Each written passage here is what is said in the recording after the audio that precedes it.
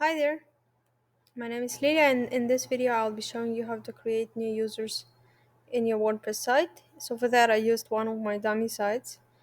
Um, First of all, you would have to log in into your backend panel in WordPress. For that you would need to put your URL, which you can see right here, or your domain name plus WP um, add dash admin or just admin, and I'll bring you here. Now I put my existing username here, and to create users I would have to go on the site, see users, add new, and then I create a new user. I will call him Mr. Bean. I'll use my email,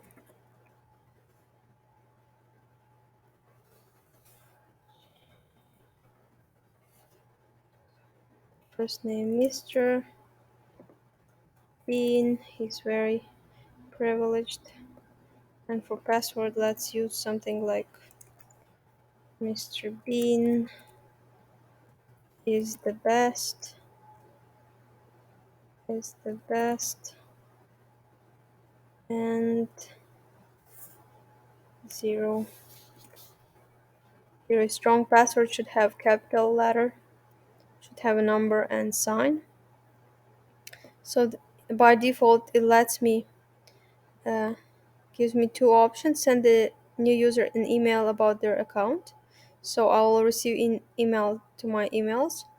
And if you create for somebody and you want them to receive email for about their information, login information, you can obviously do that, choose that. And also you can change the roles. There is subscriber, shop manager, customer, contributor, author, editor, administrator. Um, I usually choose administrator since all the people that I'm registering need to have access to backend and to do changes. But obviously, if it's like some of those roles wouldn't have as many um, privileges. Administrator is the most privileged role. But in video description, I'm describing difference between other roles, so you would be able to check, and also you would be able to make decisions for yourself which role you would want to choose. So we add new use option, add new user. Now we have Mr. Bean with my picture. I'm not saving the password right now. I'm logging out of there, and again, if I put my URL, Samsung Digital 7 XYZ admin, should let me log in. So now I'm Mr. Bean,